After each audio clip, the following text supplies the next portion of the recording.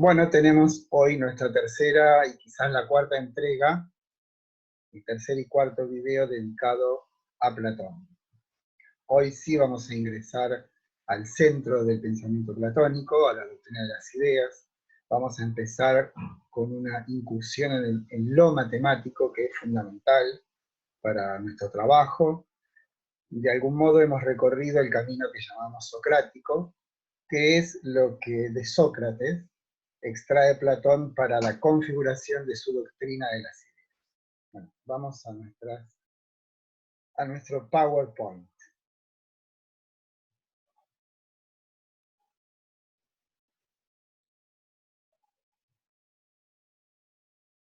Segundos.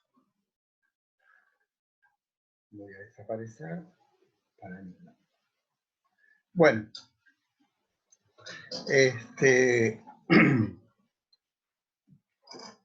hasta en el segundo video habíamos llegado, creo que era el video, la gemina número 18, y en la 19 es donde tenemos un ingreso a la doctrina de las ideas a través de lo que podríamos llamar la inspiración pitagórica. Bueno, voy a ir leyendo, aquí tenemos textos complementarios que yo les voy a leer, pero ustedes no ven. Tenemos algún hipertexto, y creo que hay una pequeña película dedicada a Pitágoras y la música que es muy interesante. Creo que, lo hemos dicho, para conocer a un filósofo, en este caso, es bueno conocer con quién se pelea, quién son sus enemigos, ¿no? Es una manera, como un ingreso vía negativa para conocer la entraña de su pensamiento. Y sabemos que el enemigo visible del pensamiento platónico y también socrático son los sofistas. Y lo que ellos, tanto Platón como Sócrates, no admiten de la sofística son las consecuencias, de hecho prácticas, en la vida social, en la política, del relativismo y del escepticismo, ¿no? O sea, no es que se contradigan esas ideas, el problema es el efecto que producen en Atenas, ¿no? Es una cuestión concreta. Si bien Platón y Sócrates saben que la causa de la crisis ateniense no son los sofistas, sino que, como hemos dicho también, los sofistas son de algún modo el síntoma, ¿no? Son como la fiebre. La fiebre no es una enfermedad, es el síntoma de una enfermedad.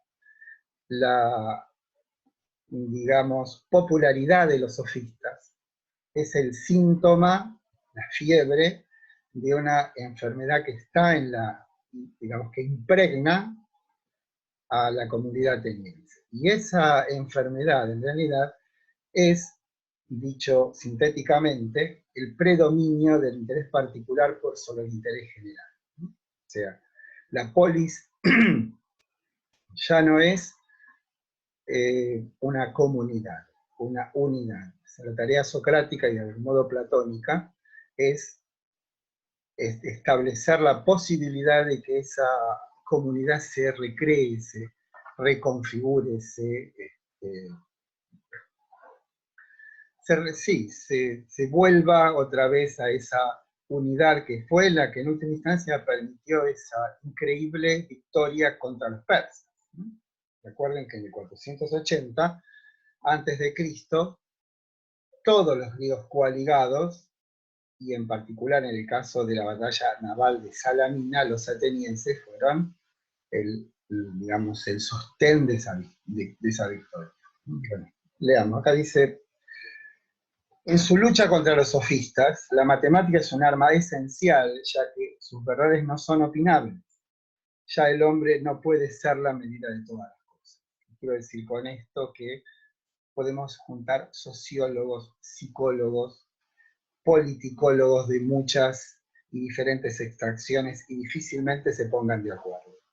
Pero si hacemos lo mismo con los matemáticos, podrán discutir acerca de cuál es el fundamento de la matemática, pero nadie va a cuestionar la verdad matemática. Y eso es lo que enfrenta Platón a los sofistas, diciéndole, no es cierto que el hombre sea la medida de todas las cosas, sino que hay un conocimiento que es universal y necesario, esto es que vale en todos los casos, y no puede ser de otra manera.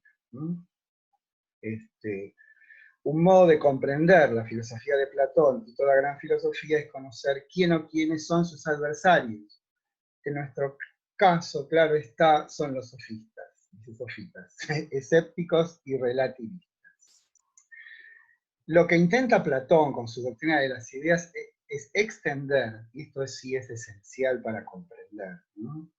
Es extender a todas las cosas el mismo carácter de certeza que reside en los entes matemáticos. De ahí ideas como la de justicia, belleza y la idea del bien.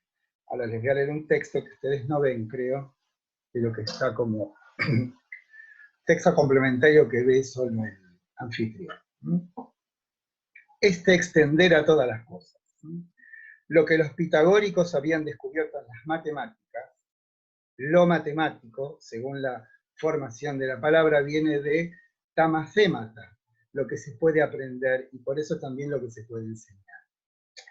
Manzanein significa aprender, y matesis la enseñanza, en un doble sentido. Enseñanza como buscar el aprendizaje y aprender, y enseñanza como aquello que se enseña. Enseñar y aprender están tomados aquí en un sentido amplio y al mismo tiempo esencial, y no en el sentido posterior más estrecho y gastado de escuela y doctrina. La matemática se puede traducir también como lo que se sabe de antemano. Esto es, cuando se habla de matemática en este ámbito, en este orden, no se está hablando estrictamente de números, de figuras, de rectas, de círculos. Se está hablando de un cierto saber que de un modo u otro impregna todo conocimiento. O sea, distinción entre saber y conocer. El conocer es de algún modo explicitar el saber. Dado que la doctrina de Platón implica que todos, en tanto humanos, tenemos un cierto conocimiento no sabido, que es una suerte de inscripción en el alma de todos y cada uno, y esa inscripción no es de este mundo. Esto lo hemos visto ya, pero lo reiteraremos todas las veces que sea necesario. Pero tengan en cuenta entonces este precepto, podemos decir. Platón descubre en la matemática un modo de conocimiento que es independiente de la experiencia, esto es, carece de esa limitación de la experiencia de darnos las cosas de un modo fragmentario. Pensemos por un momento en esto. Todos en la escuela secundaria en algún momento han estudiado el teorema de Pitágoras. El teorema de Pitágoras ha sido estudiado desde hace 2500 años por millones, miles de millones de personas. Ese teorema de algún modo cambió el pensamiento, cambió el orden del conocimiento de esas personas. Ahora, las personas cambiaron, pero el teorema de Pitágoras permanece idéntico a sí mismo desde hace 2500 años. Eso es lo que maravilla a Platón, que el conocimiento de lo matemático es independiente de la experiencia. Ahora bien, ¿qué es lo que hace Platón? ¿Cuál es el golpe, podemos decir, el salto audaz que pega Platón? Y es extender el tipo de certeza que da lo matemático a todas las cosas. Y esa todas las cosas es el reino de las ideas. Por eso decíamos, hay un camino que sigue el ejemplo socrático. Platón se pregunta, él que ha estado 7 o más tiempo al lado de Sócrates, vio de primera mano que entre el pensamiento y la acción de Sócrates no había fisura, no había abismo, no había un hiato, había una integridad. Esa integridad, y decíamos, alguien perspicaz como Platón, dice, esa integridad, esa coherencia, no puede venir de la experiencia, porque la experiencia, en tanto fragmentaria, no es íntegra. ¿Se dan cuenta? Ese lo llamamos un camino, podemos decir, existencial. Es la vivencia de este joven Platón al lado de Sócrates. Ahora, el otro camino que nos lleva a la composición de esta doctrina de las ideas es pitagórico, tiene que ver con las matemáticas, tiene que ver con un modo de certeza que no depende de las opiniones, de los intereses, de las sensaciones de los individuos. Y en ese sentido es una suerte de baluarte frente al escepticismo y el relativismo sofista. Ahora, ¿cómo opera el matemático? ¿Qué procedimiento intelectual usa el matemático? Y ahí lo que tenemos es la deducción. Saben ustedes que cuando estudiábamos matemáticas en la escuela, nos daban un teorema, nos daban una tesis y nos daban una resolución de la tesis. Cada uno de los momentos en que nosotros vamos desarrollando la demostración, como cuando nosotros nos dan un ejercicio de polinomios, extraemos las partes de ese ejercicio, resolvemos todas y cada una de las partes, y después, uniendo los resultados, llegamos a un resultado final. Fíjense que ese proceso, ¿no?, esa secuencia de operaciones intelectuales, no tienen nada que ver con lo sensible. Los números no tienen color, no tienen olor, ¿sí?, no se pueden tocar, ¿sí?, son operaciones que pertenecen estrictamente al orden de lo intelectual. Y fíjense otra cosa más, el procedimiento que utilizamos para establecer una secuencia de nociones que habrán de llegar al resultado, y con el resultado tenemos la resolución del problema. Supongamos que queremos detenernos en un momento de esa deducción y veremos que lo que ha pasado hasta llegar a ese momento, como lo que sigue de ese momento, son proposiciones, son formulaciones que tienen el mismo grado de verdad. Esto es, si yo quiero ver el otro lado de esta virome, me es imposible. Si lo quiero ver, tengo que dar vuelta, pero se me oculta.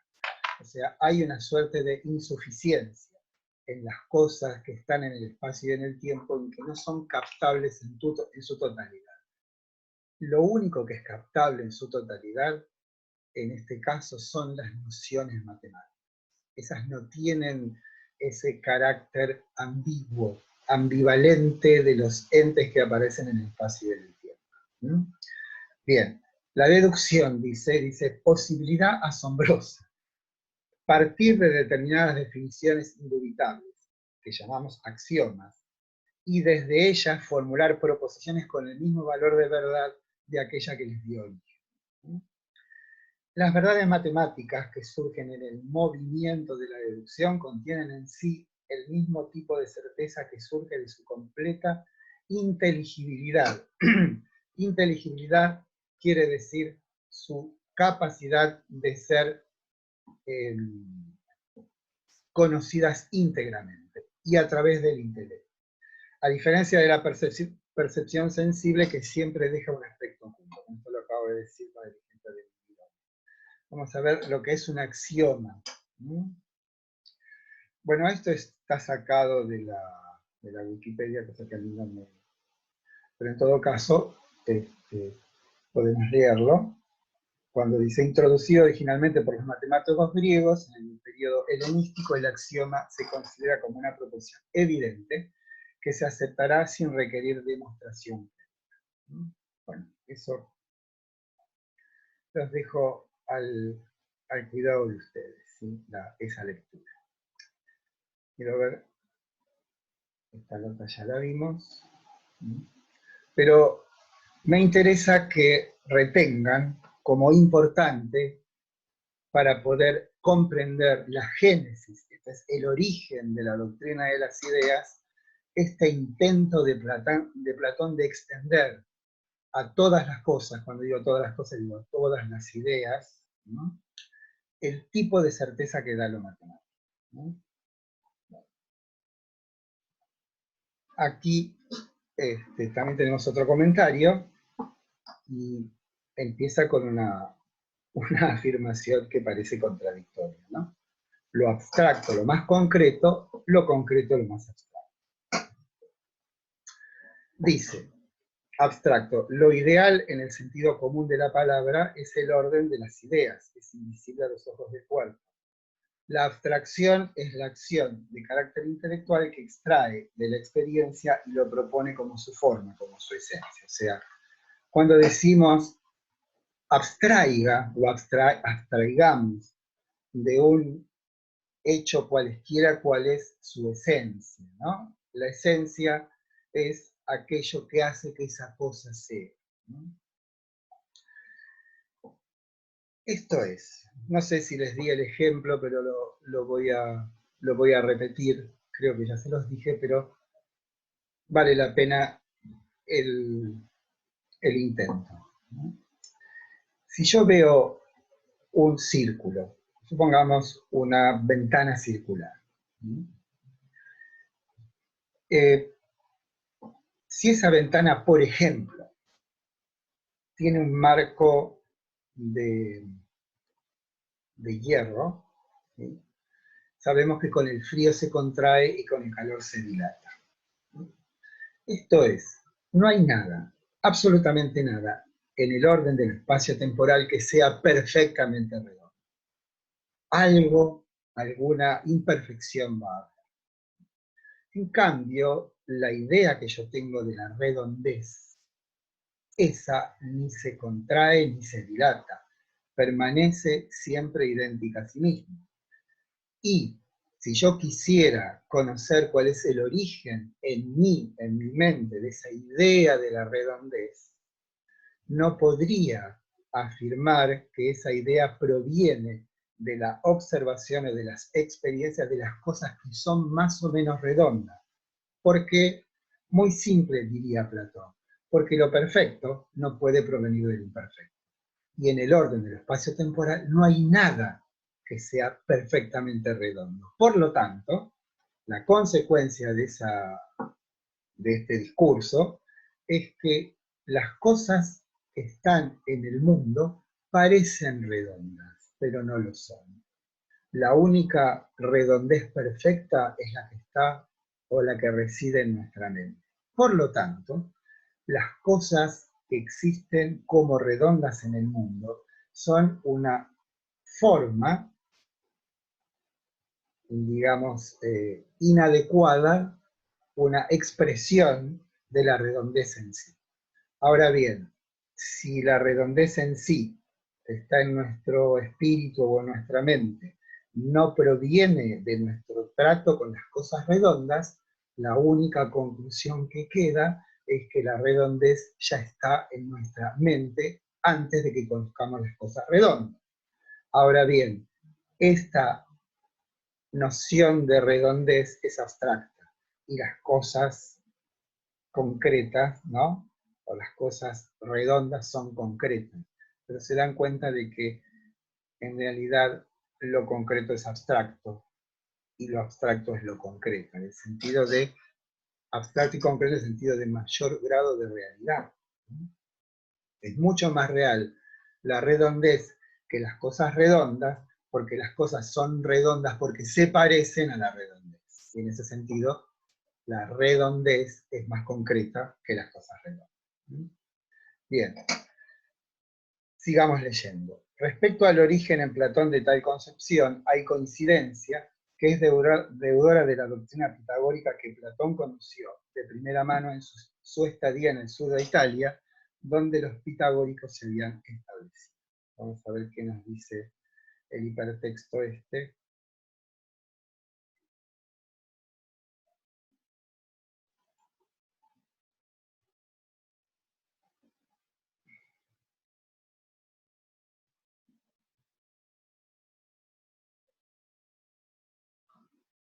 Bueno, parece que Pitágoras amaba a los números apasionadamente. El insigne matemático, al que le fascinaban los increíbles vínculos entre los algoritmos y la naturaleza, había descubierto a través de sus experimentos e investigaciones que todos los fenómenos naturales, incluida la música como tal, se rigen por leyes que pueden describirse a través de ecuaciones matemáticas.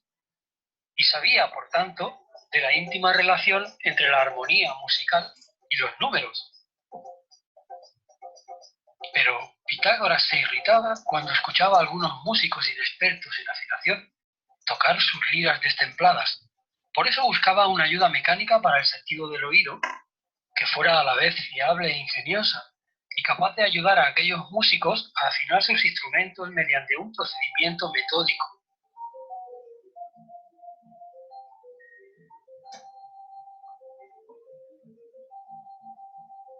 Meditaba sobre el problema convencido de que debía construir un aparato de medida, similar a una regla o a un compás o a algún instrumento óptico, algo parecido a la balanza y a su uso con los conceptos de pesos y medidas.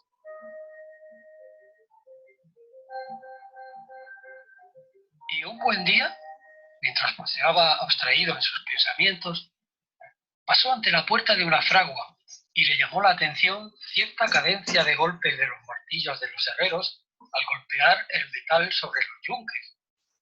Se detuvo un rato a escuchar y se dio cuenta de que cuando sonaban solos o a la par algunos de aquellos martillos, se producía una elegante armonía de retumbos. En cambio, con el sonido de otros martillos distintos, la agradable armonía desapareció. La astucia matemática le hizo comprender que allí seguramente podría encontrar la solución al problema de la música.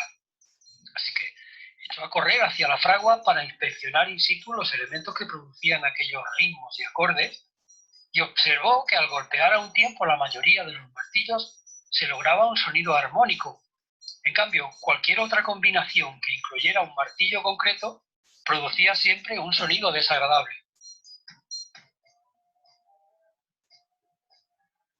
Analizó todas las herramientas y se dio cuenta de que las que eran armónicas entre sí guardaban una relación matemática sencilla.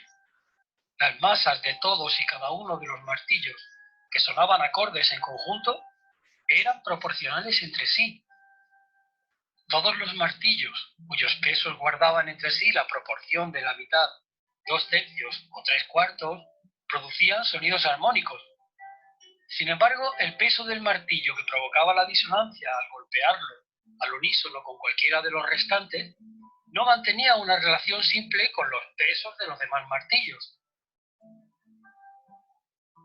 Es decir, llevando al campo de las matemáticas aquella experiencia suya en una fragua, Pitágoras de Samos inventó la llamada afinación pitagórica, una gama musical construida sobre intervalos de quintas perfectas de razón 3/2, tras descubrir las leyes de los intervalos musicales regulares, es decir, las relaciones aritméticas de la escala musical.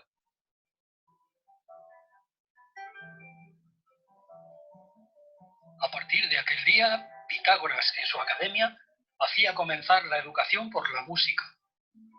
Para los pitagóricos, la música poseía además un valor ético y medicinal.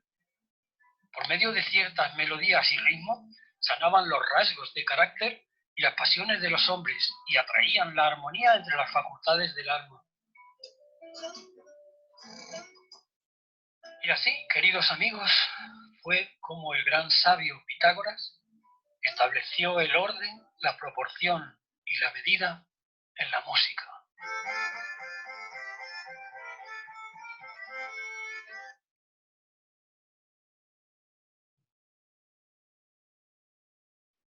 Bueno, muy hermoso esto de Pitágoras, ¿vieron? Esto es, dicho en otros términos, lo que los pitagóricos descubren es que es posible, a través de una formulación matemática, describir un fenómeno que ocurre en la naturaleza. Eso es sorprendente, pero hoy no nos sorprende tanto porque la ciencia actual no hace sino eso, que es dado un fenómeno en la naturaleza, un movimiento o un fenómeno interior como en la química, es posible, a través de una formulación matemática, describir el comportamiento de eso que está ocurriendo. Entonces, la conclusión a la que llegan es que no es que exista en el mundo una ley para las matemáticas y otra ley para los fenómenos, sino que lo que rige la totalidad del universo es susceptible de ser expresado en términos matemáticos. Piensen ustedes que, o les cuento, que Galileo Galilei en el siglo XVII hizo esta afirmación que es claramente pitagórica. Dijo: Dios ha escrito 2 libros. Uno es la Sagrada Escritura y el otro es la naturaleza, que está escrita en caracteres matemáticos. Ahí tienen ustedes como el descubrimiento de los pitagóricos, de un modo subterráneo quizás, florece en la modernidad, y hoy sabemos que la matemática aplicada a los fenómenos da lugar a, bueno, esto que estamos haciendo ahora, ¿no? Que es la memoria de una computadora, sino son coordenadas cartesianas. ¿Cómo hace una computadora para ubicar un dato dentro del disco rígido o en la memoria? Con coordenadas cartesianas, ¿sí? Bueno, lo concreto entonces, habitualmente los hechos, lo tangible, lo que se aparece en la experiencia. En Platón lo más concreto, las ideas, en tanto son origen y fundamento de las cosas sensibles, resultan así entendidas como abstracciones. Bueno, esto más o menos lo hemos dicho. Lo sensible es lo que afecta a nuestros sentidos y cambia nuestro estado. Es singular porque lo afectante nunca es un concepto o una idea que son captables solo por la inteligencia. O sea, ¿en qué consiste? La manera en que las cosas se nos presentan tanto nos afectan. Afectar no quiere decir que nos hagan sufrir, quiere decir que cambian el estado de nuestra alma, nuestro espíritu, nuestra mente. Simplemente dando vuelta a la cabeza, somos afectados por otra cosa que la tenemos delante. Esas son las afecciones. Las afecciones son cambios que se producen en nosotros, ¿no? En cambio, este orden de lo matemático no tiene ese carácter. No nos afectan en el sentido de afecciones sensibles. Vamos a ver qué tenemos acá. Bien. Seguimos. Entonces, una vez que Platón, podemos decir a través de ese camino que llamamos socrático, o este camino que llamamos epistemológico o pitagórico, se crea, ¿no? Formula esta doctrina de las ideas. Esta doctrina de las ideas es un orden de entidades solo inteligibles. Con esto quiero decir, estas entidades que son las ideas solo pueden ser captadas a través de la inteligencia. Ahora, ¿qué son las ideas? En principio, las ideas son inmateriales. Esto es, el carácter de la inmaterialidad va asociado al carácter de su perfección. Cuando decimos que algo es perfecto, decimos que está acabado, que está terminado, que no le falta nada para hacer. Reflexionemos un momento, ¿sí? Con ¿por qué llamamos pretérito perfecto a la expresión yo he hablado? ¿Por qué pretérito perfecto? Porque esa acción está concluida, terminada en el pasado. Ahora no sé cómo se llama, pero donde estaba el imperfecto y el indefinido, que no tenía ese carácter de acción terminada en el pasado. Entonces, las ideas son entes ideales. Cuando digo ideales, digo carecen en absoluto de todo ingrediente sensible. Son perfectas, esto quiere decir que no les falta nada para hacer. Son increadas, no tienen un origen, existen desde siempre. Solo inteligibles, increadas, perfectas. Pero además de eso, las ideas tienen un contenido. ¿Cuál es el contenido de las ideas? El contenido de las ideas son las notas, los caracteres insoslayables que pertenecen a algo. Esto que parece tan complicado es tan simple como decir, bueno, el concepto de mesa, o la noción de mesa, o la idea de mesa, tiene una serie de notas. Si hay alguna de esas notas que yo le quito esa idea, y la idea, la mesa se deshace, quiere decir que ese carácter pertenece a la definición o a la esencia de la mesa. O sea, si yo varío en la imaginación la noción de mesa, y de pronto digo, bueno, le voy a quitar la tabla a la mesa, ¿qué pasa con la noción de mesa? Se desvanece. Esto es, lo que contienen las ideas, estos entes perfectos, solo inteligibles, increados, inmutables, pero esa inmutabilidad le viene de su perfección, es que las ideas contienen, de algún modo, notas.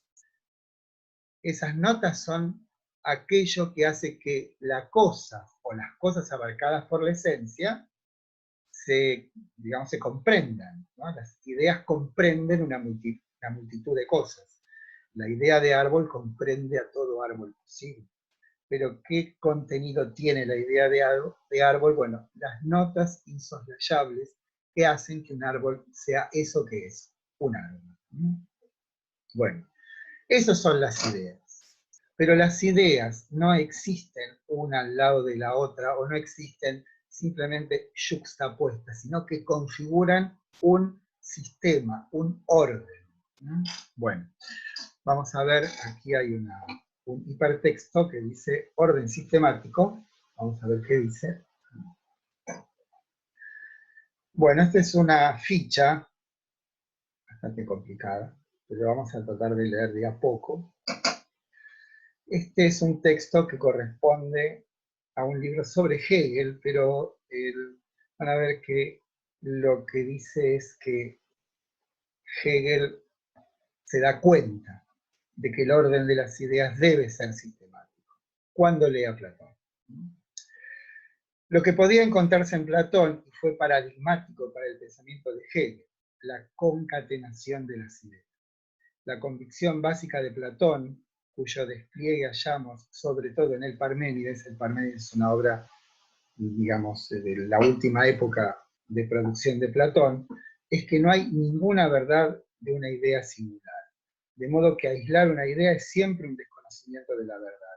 Las ideas están siempre ahí, solo en su encadenamiento, mezcla o entrelazamiento, tal y como las encontramos en las discusiones o en el diálogo del alma consigo mismo.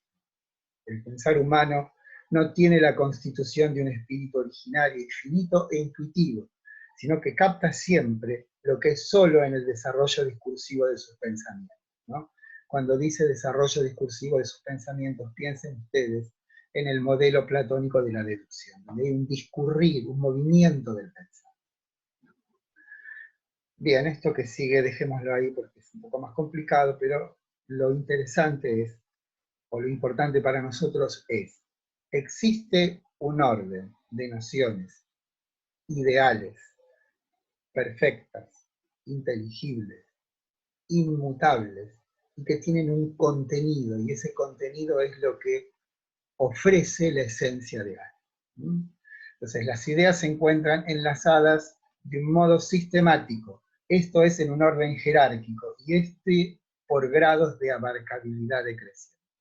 Les voy a dar un ejemplo un tanto tosco de todo esto, pero van a ver cómo, si el orden de las ideas es sistemático, y en tanto nosotros de algún modo somos copias o representaciones, o nuestro espíritu tiene alguna noción acerca de esto que se llaman ideas, y con un ejemplo así básico, quizás podamos comprender. Perro. El perro es un ente espaciotemporal, existe en el espacio y en el tiempo. Pero también podemos decir que si bien existe en el espacio y en el tiempo cosas existen cosas vivas y cosas no vivas. Y dentro de las cosas vivas tenemos los vegetales y tenemos los animales. Y entre los animales tenemos los mamíferos, y entre los mamíferos tenemos los cánidos. ¿Se dan cuenta? El orden en que existen las ideas es un orden sistemático. Y la definición de algo es de algún modo un entrelazamiento de ideas, ¿sí? Como lo que hicimos recién. Después vamos a ver un ejemplo que da Platón acerca de la pesca con caña para mostrar cómo es posible, a través del conocimiento del orden de las ideas, poder definir cualquier fenómeno.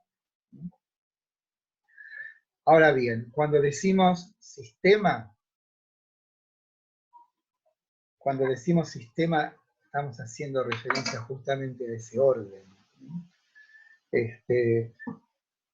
Vieron cuando decimos sistema nervioso, ¿no? ¿Qué es? Es una agrupación de células que tienen una cierta organicidad, una cierta inteligencia, podemos decir. ¿Por qué? Porque cumplen determinadas funciones y lo hacen según su propia naturaleza, esto es, su propio sistema. Ahora bien, lo que terminará enseñando Platón, diciendo que sería la destreza propia del filósofo, es ser un dialéctico. O sea, nosotros le preguntaríamos a Platón, bien, mi querido Platón, estamos de acuerdo en que existe ese mundo de las ideas, que ese mundo tiene todas estas notas que nos has descrito y que yo he dicho recién, ¿no? La inteligibilidad, la perfección, la inmutabilidad, ¿sí? Todo esto que hemos dicho. Ahora, ¿me podrías explicar cómo hacemos para poder conocer a través de ellas? Y entonces Platón dirá, hay un procedimiento que se llama dialéctica, y la dialéctica consiste en la aptitud esencial del filósofo, que es capaz de conocer sabiendo digamos, proceder de deslizarse por el mundo de las ideas. Acá dice, la dialéctica es el arte de moverse con destreza en el orden de las ideas, y así acceder a definiciones rigurosas. Tiene dos formas la dialéctica, es la descendente y la ascendente. La descendente es que partimos de determinadas nociones, como en matemáticas los axiomas, y llegamos a definiciones de algo concreto. Y un camino ascendente es aquel que parte de los fenómenos espaciotemporales y llega a las nociones últimas. Vamos a tenemos otro hipertexto a ver qué nos dice. Bueno, este es el ejemplo que les había dicho. Esto es un poco largo, ¿sí? Les recomiendo que lo lean con cuidado. Y aquí está resumido en este amarillo un poco fuerte, es esto. En el libro El Sofista de Platón, que pertenece como el Parménides a la última época de producción de Platón, hay una especie de desafío irónico hacia alguien que es el extranjero. Ya no es Sócrates el interlocutor. Y el desafío consiste en decirle, bien extranjero, ya que vos sos diestro en este mundo ideal que solo es cognoscible por el intelecto, ¿podrías definirme qué es la pesca con caña? Que es algo claramente que pertenece al mundo real, al mundo de lo concreto. Entonces, y aquí van a ver cómo opera la dialéctica descendente. Entonces, ¿qué hace? Lo primero que hace este individuo es tomar como fundamento del desarrollo de toda esta cadena, de toda esta serie que tiene por fin definir la pesca con caña, tomar una noción que abarca muchas cosas. Y esa noción, la primera noción, es la noción de técnica o arte. definimos técnica como un saber hacer, ¿no? Entonces dice, la pesca con caña es sin duda un arte. Ahora, las artes son o productivas o extractivas. Un arte productiva es el arte del zapatero, el arte del alfarero, el arte del albañil. Entonces es un saber que produce cosas. Pero hay un saber que no produce cosas, sino que extrae cosas. Entonces tenemos que la primera división de este proceso dialéctico es distinguir entre cosas que se producen y cosas que se extraen. Por ejemplo, la minería es un arte de la extracción, ¿sí? Entonces dice, el arte de la pesca con caña es un arte extractivo, ¿sí?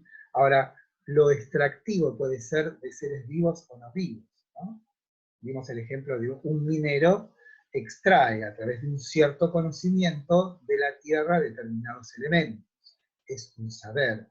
Ahora, si nuestra orientación es la pesca con caña, decimos que es extracción, pero de seres vivos. Ahora bien, los seres vivos se dividen en terrestres o acuáticos. Si es la pesca con caña, diremos arte o técnica extractiva de seres vivos acuáticos. Ahora bien, a los seres vivos acuáticos se los puede cazar o extraer, podemos decir, hiriéndolos o no hiriéndolos. Si es no hiriéndolos, es con una red. Y si hiriéndolos, es con un arpón o con un anzuelo. Entonces ahí tienen ustedes cómo Platón muestra la eficacia de este procedimiento que él llama dialéctica. Define la pesca con caña como arte extractivo de seres vivos, acuáticos, que se realiza hiriéndolos de abajo hacia arriba. Bueno, después aconsejo leer todo el fragmento, no está todo el fragmento del sofista, pero ahí tienen ustedes cómo Platón, una vez que plantea la existencia de este orden ideal de entes perfectos, solo inteligibles, o sea, no solamente dice, bueno, están ahí, no, es posible conocer a través de ellos. ¿Cuál es el procedimiento que utilizamos para conocer? La dialéctica. ¿En qué consiste la dialéctica? En estos dos caminos, uno descendente y otro ascendente. Es un camino que pasa entre qué cosas. ¿Cuáles son los puntos de partida y los puntos de llegada de cada uno de los fragmentos de este proceso? Son nociones. Y las nociones, si la dialéctica es descendente, van a ser cada vez menos abarcadoras, porque piensen primero, habló de técnica, la técnica abarca multitudes. Entonces empezamos por la técnica, después sigue otra noción. Y bueno, las técnicas son extractivas o no extractivas. ¿Se dan cuenta cómo va a partir de una definición generalísima que abarca muchísimas actividades humanas, va cada vez acotando, va afinando el procedimiento intelectual hasta llegar a una definición? Entonces, la destreza del filósofo consiste en poder derivar, deslizarse por el mundo de las ideas. ¿Para qué? Para conocer. Bueno, leemos esta última cuadrícula que dice, la gravitación de las ideas en nuestra vida cotidiana se muestra en que si nos es posible la orientación, familiaridad en el mundo de las copias, porque este mundo, recordemos que para Platón el mundo sensible, esto después lo vamos a ampliar, no es sino una copia del mundo de las ideas. Y en tanto copias son formas degradadas, formas carecientes. ¿En qué sentido son carecientes? Que son finitas.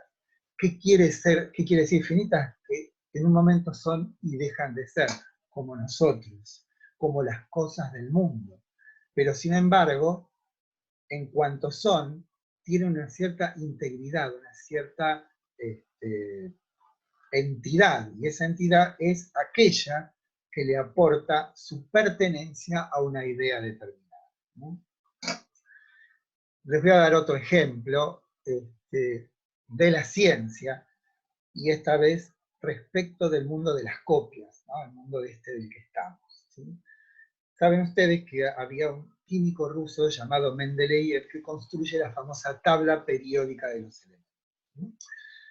Esa tabla periódica va del elemento más simple al elemento más complejo. El más simple es el hidrógeno y el más complejo será el uranio o alguno de esos, ¿no? Pero cuando comienza a hacer esta clasificación de los entes, digamos, de los entes en el sentido de su composición química, se da cuenta de que hay determinados saltos en esa clasificación.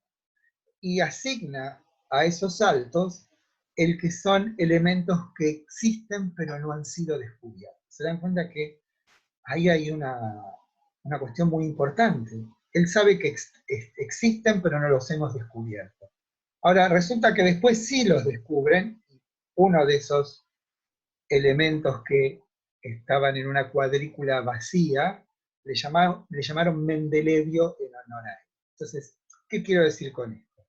Que si el mundo de las ideas es perfecto, sistemático, inteligible, capaz de darnos conocimientos ciertos, y el mundo este en el que nosotros vivimos es una copia de las ideas preservan las copias su carácter sistemático. Piensen ustedes que si en la naturaleza los fenómenos fueran siempre discordantes, si no pudiésemos enlazar con justeza una causa con su efecto, el conocimiento científico sería imposible, ¿no? Esto es, el orden de las ideas se trasunta, se traslada de alguna manera al mundo de las copias. Y el mundo de las copias se vuelve inteligible porque en realidad es una forma caída, pero que conserva el carácter sistemático del orden de las ideas. Espero haber sido claro con esto. A ver, que hay una nota aquí que dice, bueno, sí, esto ya es lo mismo que dije recién con respecto del Mendeleev, ¿no? O sea, nuestro trato con las cosas del mundo implica un cierto conocimiento. Y ese conocimiento, esa familiaridad con las cosas, es porque en nosotros, de un modo u otro, están presentes las ideas. Y esa presencia de las ideas es la que permite el conocimiento. Van a ver ustedes que Platón dirá, si lo digo después o no, que conocer es recordar. Vamos a ver qué es lo que se recuerda, ¿no? Bueno, la dialéctica y las matemáticas. Dialéctica. En el ejemplo de la pesca con caña, Platón muestra con un ejemplo la eficacia de su método. Pero también se testimonia su deuda con el pitagorismo, ya que ahí se ve cómo Platón extiende a todo lo que existe, lo ideal, el tipo de certeza absoluta que otorga el pensar formal propio de la matemática. Cuando digo pensar formal, digo la matemática piensa no una cosa concreta, cosas con colores, cosas con olores, cosas que podemos tocar, cosas que podemos ver con los ojos, sino que trata con entes ideales. En ese sentido son formales. A diferencia de Sócrates, recuerden que Sócrates, cuando se enlazaba en esas trifulcas, en esas conversaciones propiamente dialécticas, donde había una ida y vuelta de argumentaciones, ¿no? Lo hacía de un modo casual, ¿no? No dejó testimonio escrito, ¿sí? Lo que hace Platón es explicitar eso mismo que de algún modo Sócrates decía y quedaba solamente en el recuerdo de sus interlocutores, ¿no? A diferencia de Sócrates, quien en su acción aludía a ese orden otro en el que se ubicaría lo verdadero, Platón lo explicita y lo enseña. Funda lo que podríamos denominar la primera universidad de Occidente, la Academia, que se mantuvo en pie durante más de 900 años. La manera más clara de exponer su pensamiento se encuentra en su obra La República. Y lo que vamos a ver ahora son dos expresiones pedagógicas de qué cosa es el mundo de las ideas y además en qué relación nos encontramos con ese nombre. Bien, acá tienen este esquema, vamos a ver qué dice bueno, aquí tienen ese mapa de la totalidad que es el paradigma de la línea, ¿sí? Primero lo vamos a recorrer parte a parte, pero vamos a leer todo este texto porque el texto es lo que nos explicita lo que es cada parte. Bueno,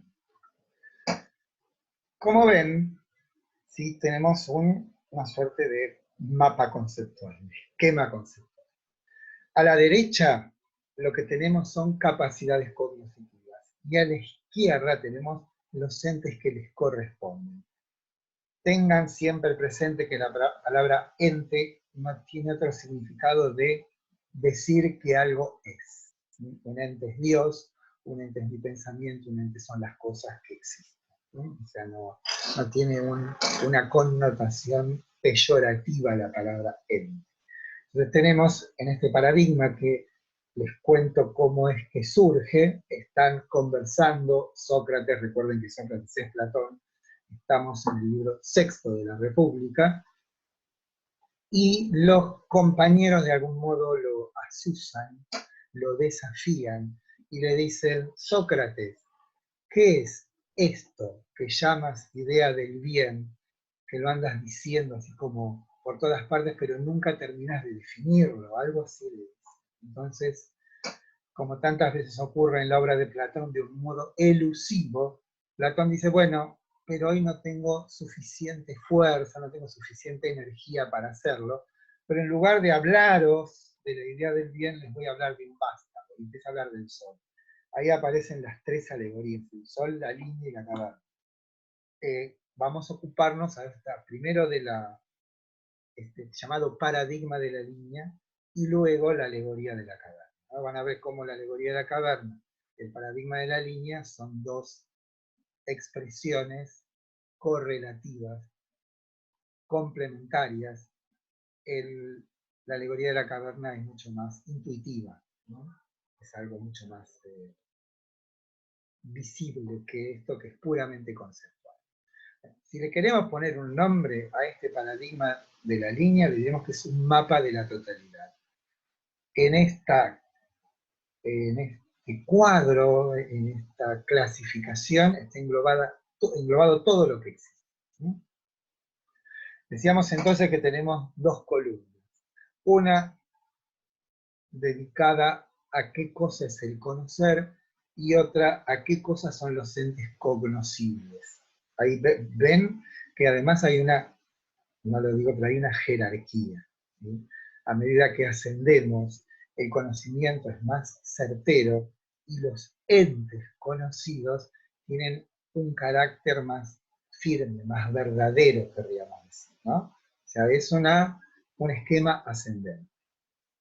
Aunque no está abajo de todo, está la ignorancia del lado de conocer, y del lado del ente está el no ente. O sea, hay como si fuera la nada y la ignorancia absoluta.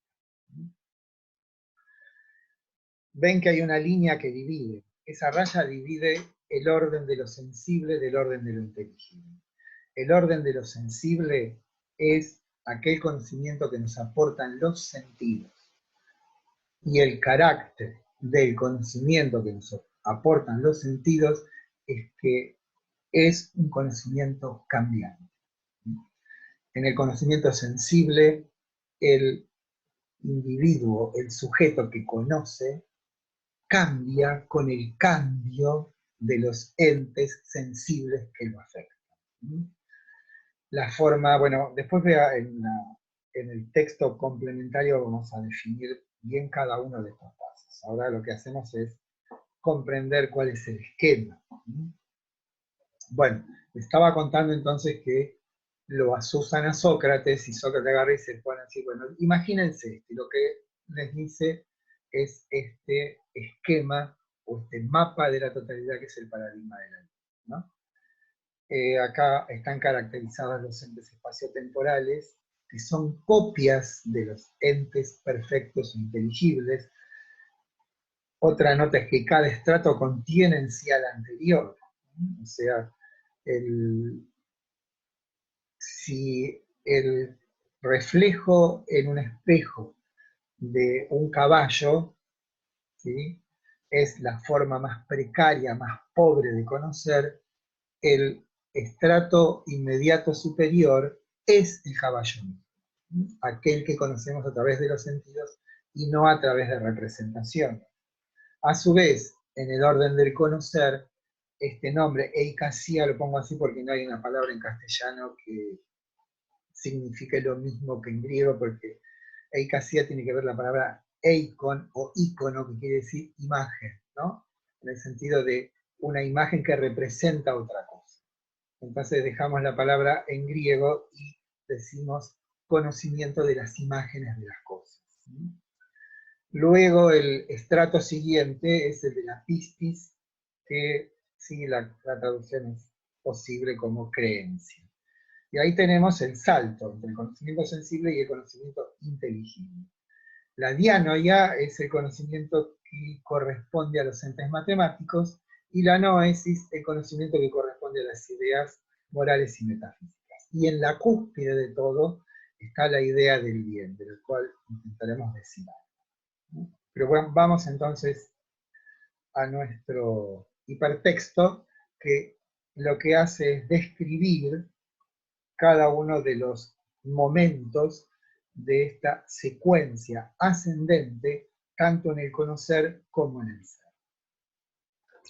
Como habrán observado en ese mapa de la totalidad, que es el paradigma, hemos dejado sin traducir las capacidades cognitivas.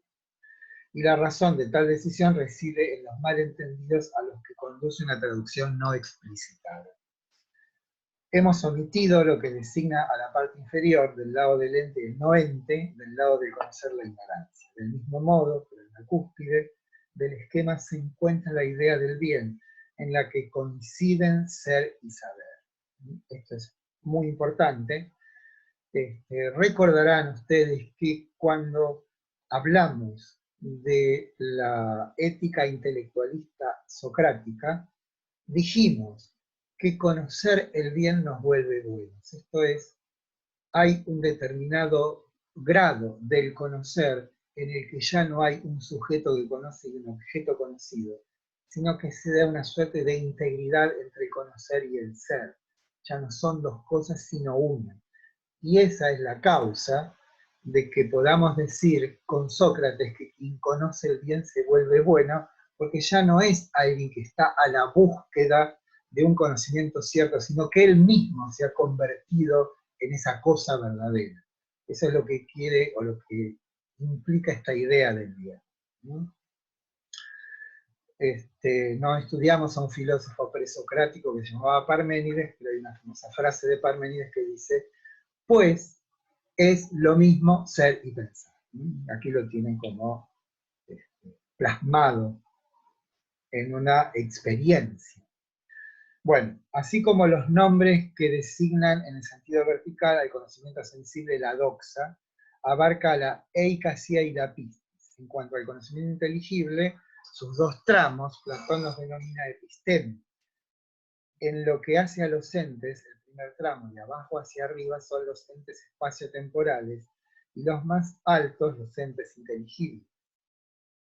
Es importante notar que en la dimensión última ya no puede distinguirse un sujeto cognoscente y un ente conocido, sino que tal como lo estudiamos en Sócrates en su ética intelectualista, quien conoce el bien se convierte en bueno. Como ven, me estoy repitiendo de modo flagrante, ¿no? Una aclaración más: bien no se refiere a lo bueno de algo, sino que consiste en la unidad suprema que comprende en sí tanto lo bueno como lo bello.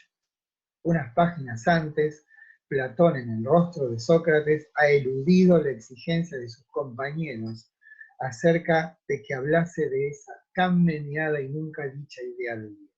Pero Sócrates elude el requerimiento diciendo que no se siente con impulso suficiente, por lo que nos hablará de un vástago de tal idea y comienza a hablar de eso. Yo sé que estoy repitiendo mucho, pero me parece que la reiteración en nuestro caso no es un vicio, sino una virtud, ¿no?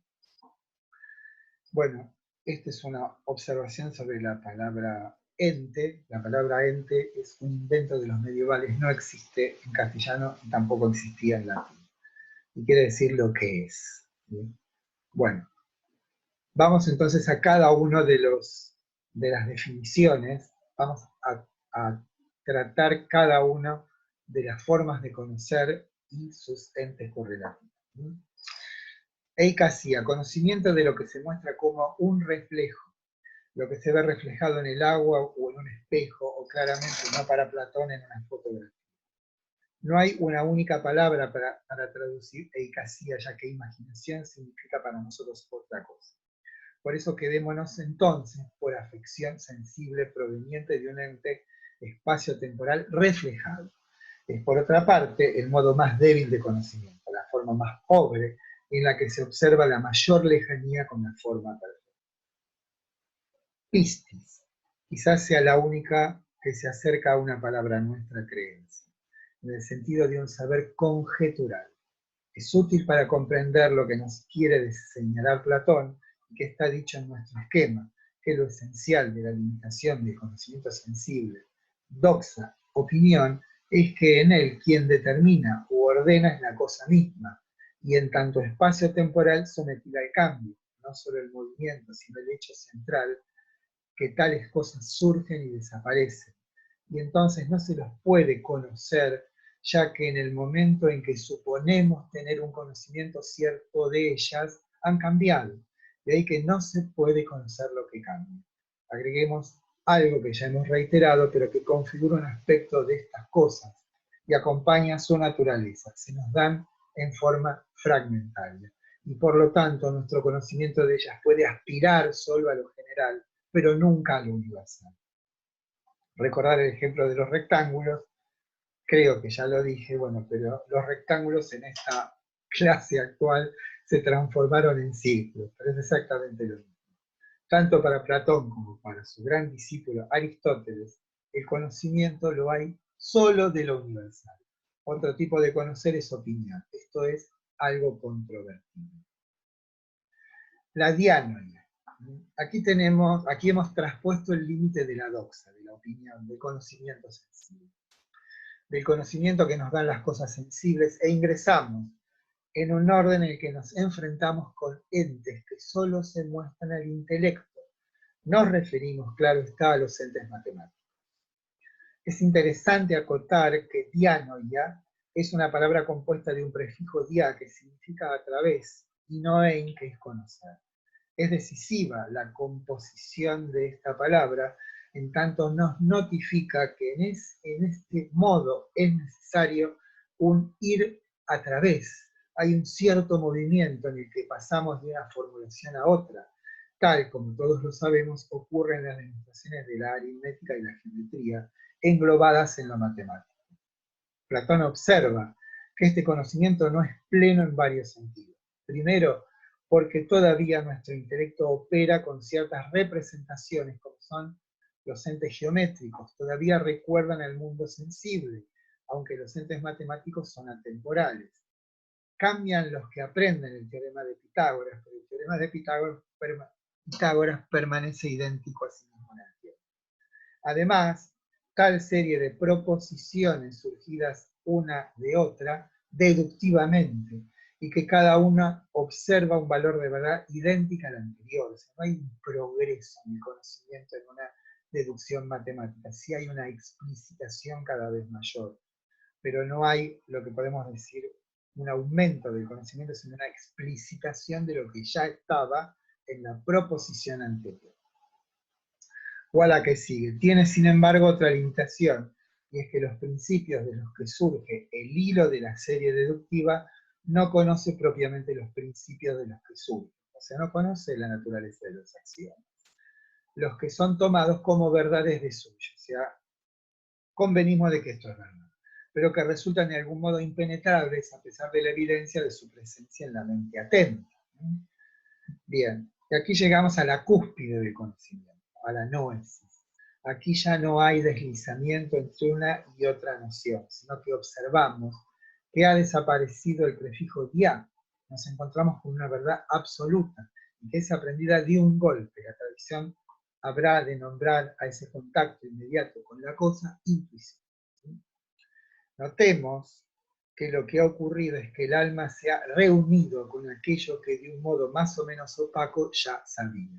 Conocer es recordar, aunque tal acción es una metáfora de lo que habitualmente nombramos como recuerdo qué, y que es por el contrario que aquello recordado no se encuentra en el orden de lo psicológico o histórico, sino de lo trascendental, esto es, aquello que opera como fundamento y asiste, sin ser asistido, por lo que se aparece en la experiencia. Por eso es lícito llamar a este estadio más que conocimiento, un reconocimiento. El alma ha debido pasar por el calvario del mundo en el que ha sido arrojada por un designio que se desconoce y ha podido, despojándose de las apariencias, reencontrar aquello que íntimamente anhelaba. Esta tensión hacia lo supremo es eros, el amor tal como Platón lo entendía. Esto será explicitado en su obra más sublime, El banquete del amor. No puede obviarse la observación que este retorno a una integridad perdida, esta recuperación de una plenitud sentida, anhelada, se transforma en una posesión permanente, entendida no como un sojuzgamiento, sino como una conversión. Y por lo tanto, una experiencia que involucra al hombre en total. Además, es visible el esquema común al fenómeno religioso de integridad, pérdida, reencuentro, ¿no? Ustedes saben que la palabra religión significa religar, entre otros sentidos. Esto es, si pensamos en la religión judeo-cristiana, en el paraíso, Adán y Eva coexistían con, podemos decirlo, divino, en una forma de vida perfecta, algo inmutable, y hay una transgresión, y esa transgresión nos arroja al mundo. Y luego, lo religioso es aquel intento que haremos los hombres de poder reencontrarnos con aquello perdido, ¿no? Y aquí, en este sentido, la filosofía de Platón cumple con ese esquema común a muchas religiones.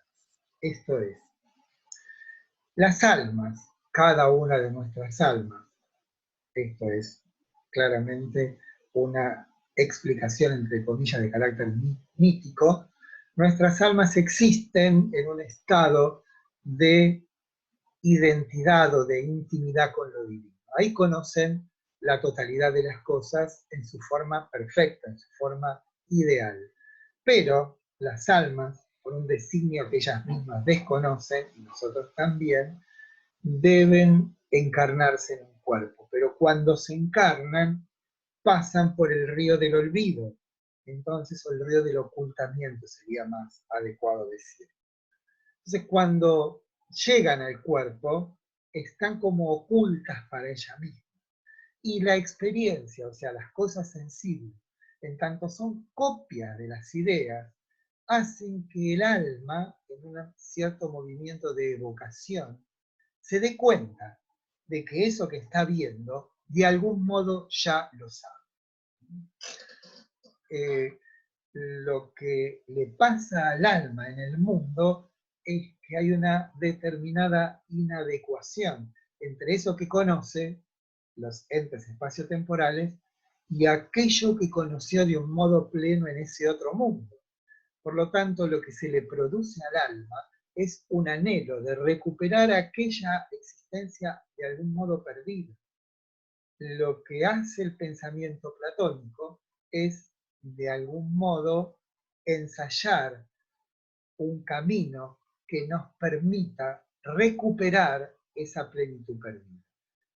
Esto que se muestra en el paradigma de la línea es una suerte de procedimiento, pero en lugar de ser religioso, que consistiría en rituales, ofrendas, alabanzas, ¿sí?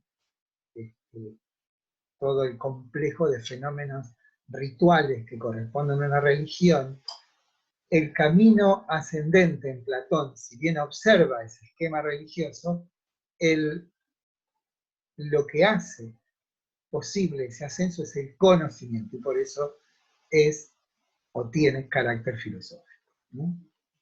Bueno, dicho esto, Por eso decimos que conocer es recordar, y que cuando el alma llega a ese estado de la noesis, lo que hace es reconocer, o sea, reencontrarse con aquello que había perdido, y había perdido, ¿por qué? Porque fue como dispersa, fragmentada en el mundo. En ese sentido, lo que hace el hombre sabio es restaurar la integridad entre el mundo de lo sensible y el mundo de lo inteligible. El hombre es entonces una suerte de puente que lo que hace es reintegrar la unidad a algo que estaba disperso o, digamos, desarticulado.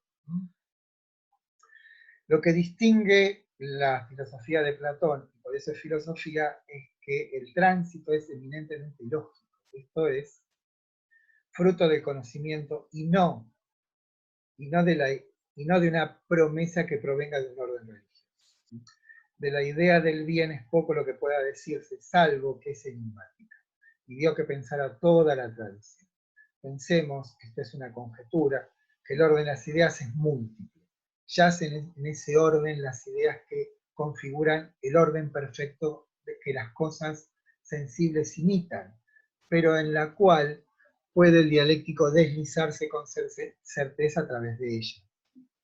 Porque son un organismo, esto es un algo múltiple regido por una integridad que es anterior a las partes que lo componen. Cuando digo anterior no me refiero a una anterioridad en el tiempo, sino a una determinación que es previa al organismo. Bien, aquí voy a decir algo que parece un tanto brusco, pero quizás con esto podemos tener una idea. O sea, nuestro cuerpo, pensemos en nuestro cuerpo. Nuestro cuerpo está compuesto de órganos, esto es de algo múltiple. Ahora esos órganos, supongamos un individuo saludable, cada uno cumple una función. Al cumplir esa función, lo que producen es una armonía. Esa armonía es la salud, podemos decir. Ahora bien, ¿hay algún órgano donde exista esa unidad o todos, como vamos a ver figuralmente podemos decir, el hígado sabe lo que hace el páncreas? O sea, hay en todo organismo una unidad, y esa unidad consiste en la armonía de las partes. Esa armonía de las partes habla de una integridad, y esa integridad tiene un fin, que es la consecución de la vida. Entonces, si en lugar de pensar en el cuerpo o en cualquier ser vivo, porque en todos ocurre lo mismo, piensen que en la semilla del roble está el roble, pero para que la semilla se convierta en árbol debe haber una serie de procesos, pero esos procesos están ya determinados por una cierta forma que está en la semilla. Esto es más Aristóteles que Platón, pero sirve, ¿no? Bien, si en el orden del espacio temporal, como vimos con Mendeleev, y como vemos ahora con la cuestión del cuerpo, o como vimos con la cuestión de la ventana circular o rectangular, ¿sí? Si hay un orden, el orden de las copias, es porque siendo estas copias, reproducen de algún modo el orden de las ideas, ¿sí? Y esa idea del bien, lo que habría de ser, sería la idea de la unidad de todas las ideas. ¿Sí? Sí, bueno, igual nadie les va a tomar examen acerca de qué son exactamente las ideas, porque difícilmente alguien pueda definirlo con absoluta claridad, ¿no? Sigue siendo algo casi enigmático. Bueno, vamos a pasar a la próxima, que es la alegoría de la caverna. Acá lo que tengo es una película de un filósofo norteamericano que vive en México, se llama Darin McNabb. Yo voy a parar la película en el momento en que muestra de un modo realmente excelente esa alegoría de la caverna, ¿no? Espero acordarme en qué minuto está. ¿Sí? A ver. Bueno, vamos a leer. Algunas observaciones y luego un video de la Fonda Filosófica, ese es el blog de Darin McNabb. radicado en mí. El estar inmersos de los cautivos en el mundo sensible, como lo hemos señalado, nos vuelve, no lo señalamos, o sea, debería volver hacia atrás, o sea, discúlpenme la falta de atención aquí, ¿sí? Enseguida vemos la película. Bueno, sí, el paradigma de la línea mostraba de un modo conceptual ese mapa de la totalidad. La alegoría de la caverna hace lo mismo, pero de un modo plástico, o sea, como una puesta en escena. Plástico quiere decir visible, ¿no? Se describe también el tránsito del alma desde el orden de lo sensible, la doxa del paradigma, hacia el orden de lo inteligible, la episteme. Hace visible a través de una alegoría lo que fue conceptualmente definido en el paradigma. Los cautivos, absortos en lo que ven proyectado en la pared del fondo de la caverna, viven distraídos por la novedad incesante que ofrecen las imágenes y están incapacitados de verse así. La educación hace las veces de una interpelación que irrumpe desde fuera y suspende con cierta violencia el estado de lúcido sopor en el que están inmersos los cautivos. No, me puse poético. El regreso, quien sabe debe comunicarlo. El iluminado regresa con sus activos compañeros. Entonces, aquí tenemos, como digo, de un modo plástico expresado algo similar a lo dicho en el paradigma de la línea. Dice Platón en el libro 7, imaginémonos por un momento un antro oscuro, ¿no? Y ahí comienza a describir en qué consiste la caverna. Hay un gran fuego a la entrada de la caverna, hay un pequeño muro por el que se deslizan unas personas que llevan objetos, y dándole la espalda a ese pequeño muro, están unos cautivos a quienes les está impedido darse vuelta. Lo que ven, como si fuese el cine, es una serie de imágenes y escuchan el murmullo de los hombres que llevan esos objetos. Así es como nosotros vivimos en el mundo de la apariencia, en el mundo de las copias. Y esto es lo más importante, ningún cautivo puede por sí mismo, por propia decisión, darse vuelta y darse cuenta, al darse vuelta, que lo que ellos están viviendo es un mundo de apariencias. Entonces, lo que es una exigencia necesaria para poder salir de esa cautividad de las apariencias es la educación. O sea, la educación es aquella instancia que nos interpela, que suspende ese lúcido sopor en el que nos encontramos y nos obliga a retroceder hacia la entrada de la caverna. Pero ese proceso no es fácil, por eso hemos llamado el calvario del mundo, ¿no? Primero porque la luminosidad que viene desde la entrada de la caverna es tan intensa que lastima los ojos del recién liberado. Y es tal la intensidad de ese dolor que intenta regresar, porque ¿a dónde intenta regresar? A un mundo familiar, a un mundo de algún modo cómodo, pero ante la insistencia y la perseverancia de su liberador, poco a poco va acostumbrando los ojos a esa luz. Podemos decir que ese momento es equivalente al paso del orden de la opinión al orden de la epistencia, de la doxa a la episteme.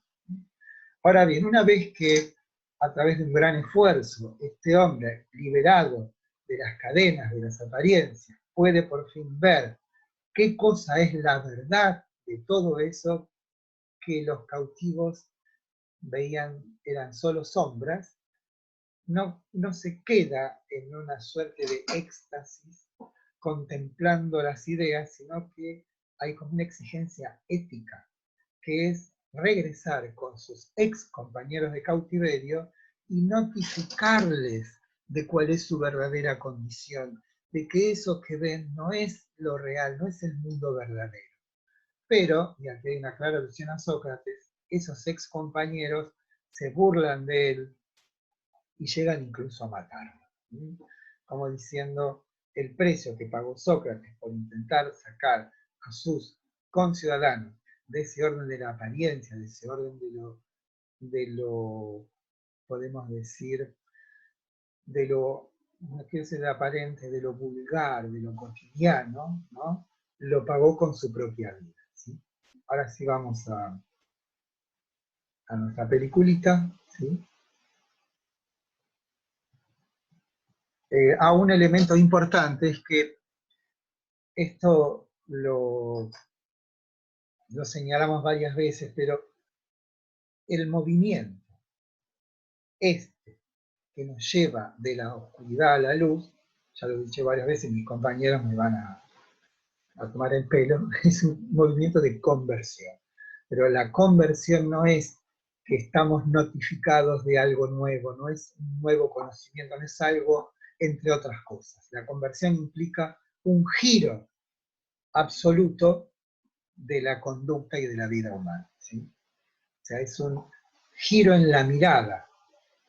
Dejamos de estar dispersos en el mundo sensible y ese giro de la mirada implica entonces una conversión total. Esto es, la vida humana se transforma de un modo radical. Es lo mismo que había dicho Sócrates cuando dejaba a sus interlocutores a la búsqueda de esas nociones universales que él, digamos, no podemos decir, el hecho de conocerlas no puede ser transmitido de un modo técnico.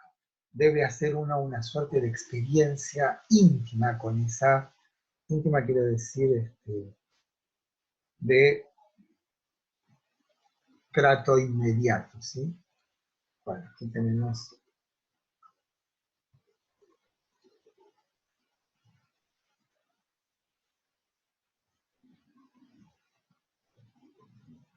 Me encantaría que me haga caso, ¿no?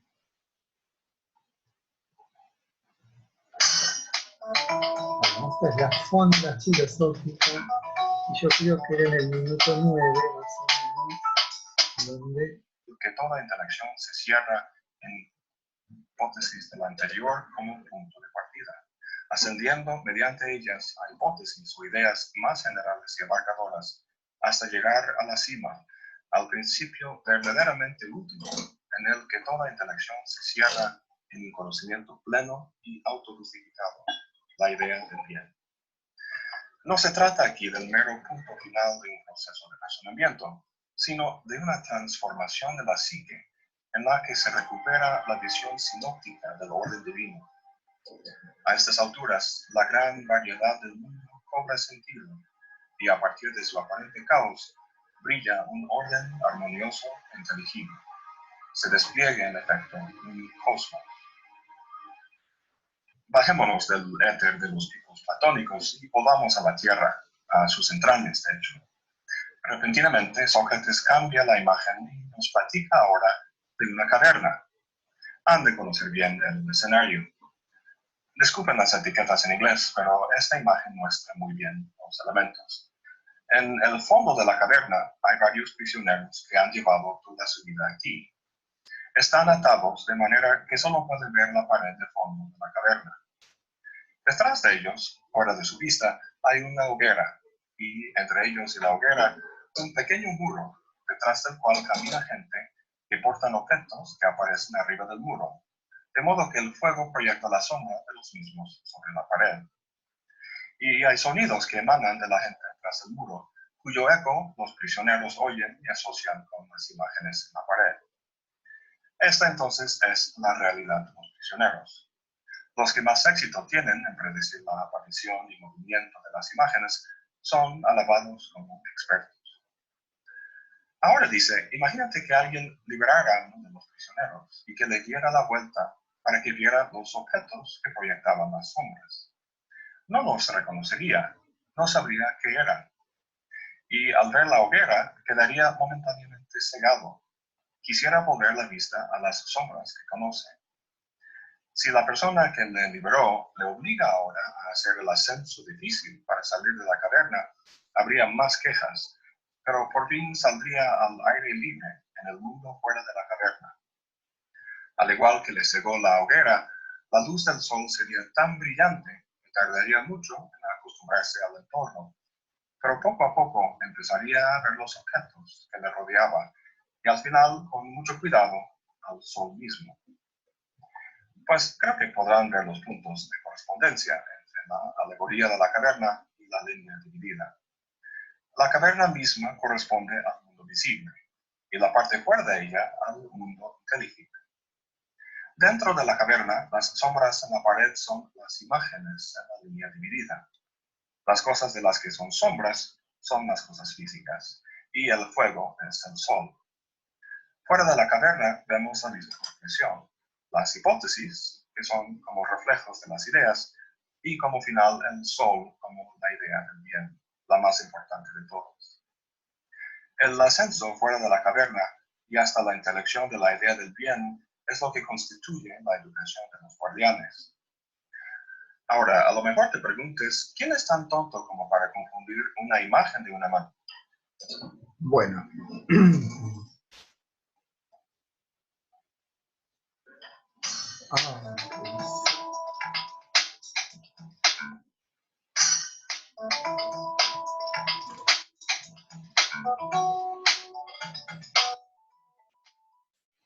bueno, lo hice callar al final.